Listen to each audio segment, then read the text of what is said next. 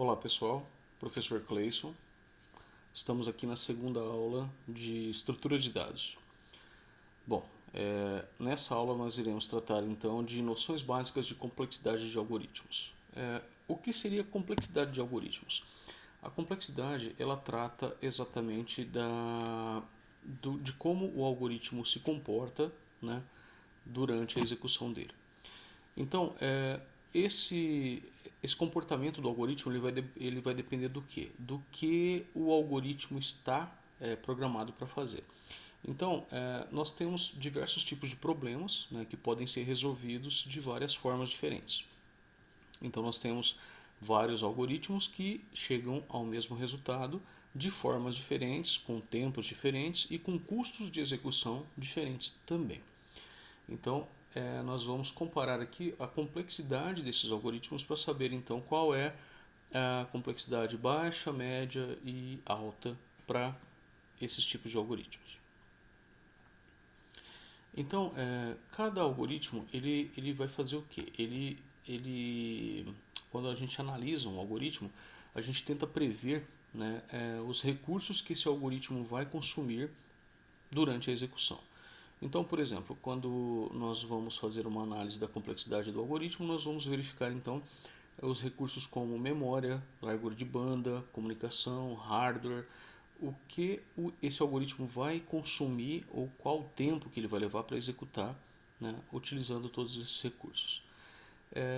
Então, se um algoritmo, apesar dele ser capaz de resolver um problema, nem sempre ele vai resolver esse problema da melhor forma possível. Então nós podemos ter aí dois algoritmos que se comportam diferentemente com uma entrada pequena, porém quando eu vou aumentando o tamanho da entrada, então aumentando o volume de dados, o algoritmo que estava se comportando perfeitamente ele pode começar a ficar ruim e o que era ruim pode começar a melhorar. Então nós temos aqui um comparativo de duas situações que são o método Cramer e o método Gauss, né? Nós podemos verificar aqui então. Quando nós fazemos uma análise de uma tabela de uma matriz de 20 por 20, então nós temos aqui no método Cramer, nós vamos levar aqui com duas interações 22 milissegundos e no método Gauss 50 milissegundos. Então o Gauss está levando mais do que o dobro do tempo do método Cramer. Quando a gente passa para três interações, eu passo a ter 102 milissegundos em Cramer e 159 em Gauss, ou seja, a diferença já diminuiu bastante. Quando a gente passa para a quarta interação, n valendo 4, Cramer passa a levar 456 milissegundos e Gauss 353 milissegundos, ou seja, Gauss já se torna mais rápido nesse caso. Então, quando a gente passa lá para, por exemplo, 10, né, o número de n igual a 10, em Cramer 1,19 minutos, quando em Gauss a gente leva 4,95 milissegundos. Olha a diferença, é muita diferença. Quando a gente passa então para 20, o número de n, Cramer levaria 15.225 séculos para resolver.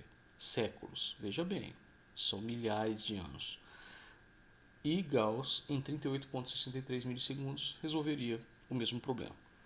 Então a gente percebe aí que são dois métodos diferenciados, tá? Que podem gerar resultados bem discrepantes dependendo da quantidade de interação ou de recursos alocados para cada um deles. Tá?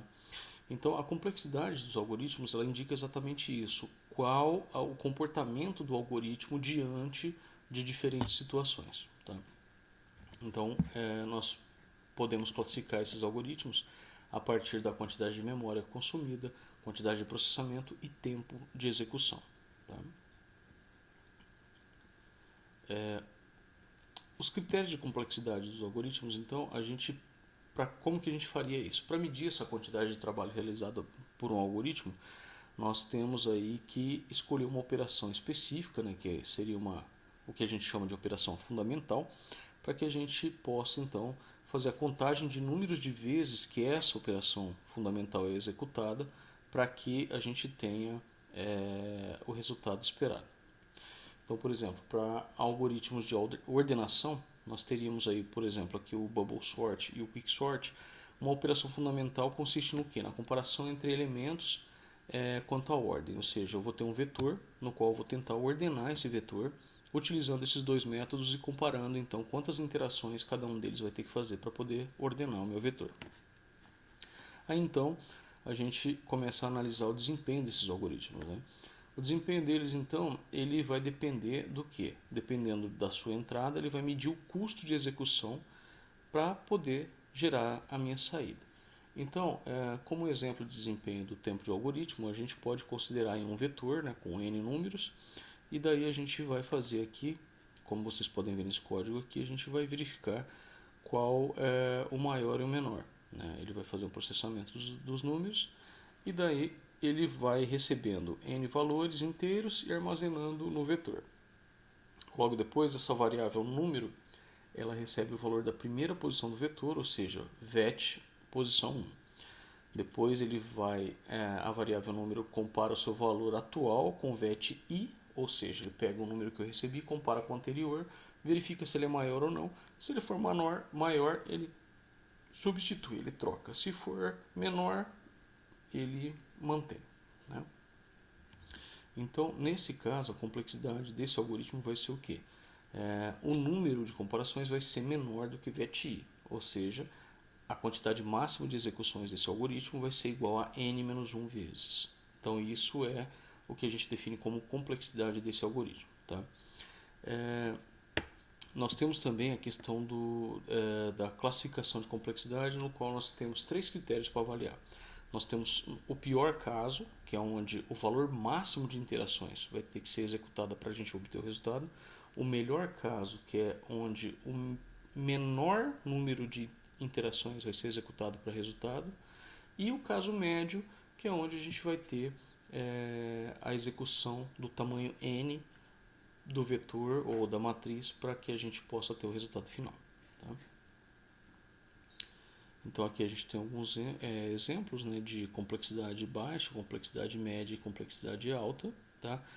Complexidade alta, no caso aqui definido como complexidade pessimista, que é onde a gente vai ter o pior caso, que vai ser assim, ele vai ter que fazer muitos cálculos, ele vai ter que fazer muita recursividade para poder chegar ao resultado final e vai ter muito custo de execução de processamento, de memória e de armazenamento também. Tá? Então, continuando nessa ideia de complexidade, nós temos aí as ordens assintóticas dos algoritmos. Né? A complexidade assintótica ela é o que? O crescimento da complexidade para entradas maiores. Então, quando eu vou aumentando o tamanho da minha entrada, criando entradas maiores, a complexidade ela vai crescendo, né, assintoticamente. Então, como que a gente pode definir isso? Geralmente a gente define a complexidade de um algoritmo depois que a gente já tem o algoritmo concebido.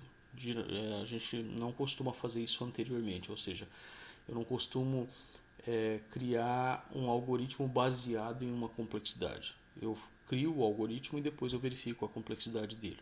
Né? Então a gente pode verificar aqui que existem algumas notações, né, para que a gente possa classificar então essa ordem assintótica. Né?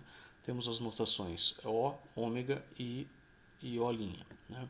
No caso do O, né, é uma função quadrática de g de n igual a n ao quadrado e ela cresce muito mais rápido do que f de n. A gente pode ver aqui no gráfico que ele tem uma diferenciação grande. Tá? Nós temos a notação ômega, que define a cota assintótica inferior, né, menos constante, como uma função cúbica, por exemplo, que tem aqui, né? E o que significa que existem constantes que vão ter valores superiores ou o valor de g de n é sempre menor ou igual ao produto. Tá? Nós temos a outra notação aqui, a terceira notação, que define um limite assintótico exato, ou seja, ela não varia tanto quanto as anteriores e ao menos de constantes ela pode ser mais exata. Né? Um exemplo são para funções quadráticas do tipo f de n, né, e g de n, como aqui no exemplo. Tá? Nós vamos ver isso aqui mais especificamente quando vocês estiverem programando e utilizando, né, vocês vão verificar aqui a diferença. Olha aqui, ó. A notação anterior eu tenho uma curva mais acentuada e nessa última notação eu tenho uma linearidade maior. Tá?